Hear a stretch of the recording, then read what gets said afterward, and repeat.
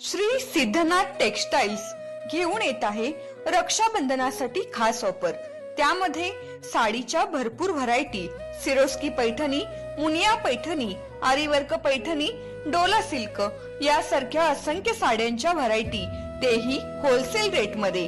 त्याचबरोबर 1999 रुपयाच्या खरेदीवर आकर्षक गिफ्ट मिळवा व 4999 रुपयाच्या खरेदीवर चांदीची राखी फ्री मिळवा। आमचा पत्ता देशिंग रोड, यशवंतनगर, कवठे महांकाळ, जिल्हा सांगली।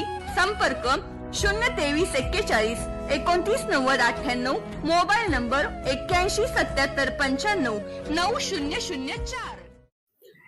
सांगलीत पोलिसांच्या कारवाईत नशेच्या गोळ्या जप्त, तिघांना अटक। सांगली शहरात मुंबई येथून नशेच्या गोळ्या आणून पुढे जादा दराने सांगली रेल्वे स्टेशनजवळ लक्ष्मीनारायण वेट ब्रिजच्या इमारतीसमोर गोळ्या विक्री करण्यासाठी आलेल्या तिघांना सांगलीच्या LCB पथकाने अटक केली आहे। रवी सिद्धराम पवार वय 36, रोहन साहेबराव पवार वय 21, दोघे राहणार अच्युतराव कुलकर्णी प्लॉट माकडवाल्ली गल्ली सांगली। आर्यन बजरंग कांबळे वय 22, राहणार शांतीनगर अंगणवाडी जवळ सांगली अशी अटक करण्यात आलेल्या तिघांची नावे आहेत। तर या प्रकरणातील प्रकाश मल्लू पवार राहणार कुर्ला पाण्याच्या पाईपलाईन झोपडपट्टी मुंबई हा फरार झाला आहे। याच्याकडून पोलिसांनी नशेच्या 900 गोळ्या जप्त केलेल्या आहेत।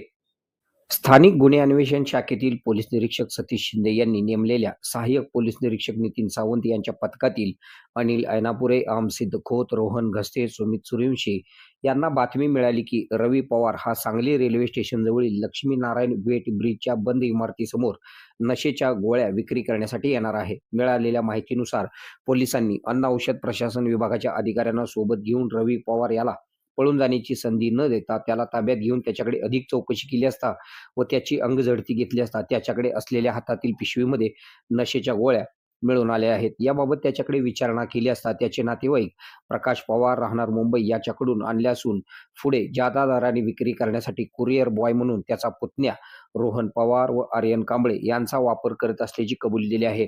यांच्या विरोधात गुन्हा दाखल करण्यात आला असून पुढील तपासासाठी विश्रामबाग पोलीस ठाण्याकडे वर्ग करण्यात आले आहे।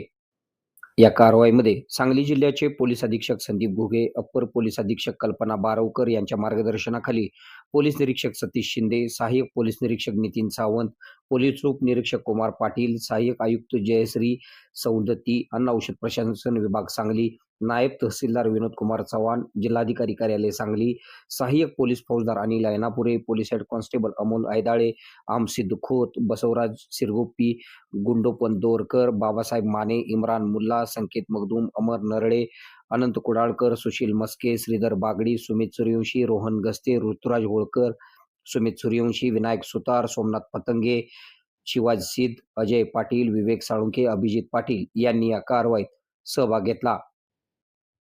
आपल्या भागातील बातम्या पाहण्यासाठी आमचे न्यूज चॅनल सबस्क्राईब करा व लाईक करा। मुख्य संपादक Kunal Kothawale, KK Marathi news network.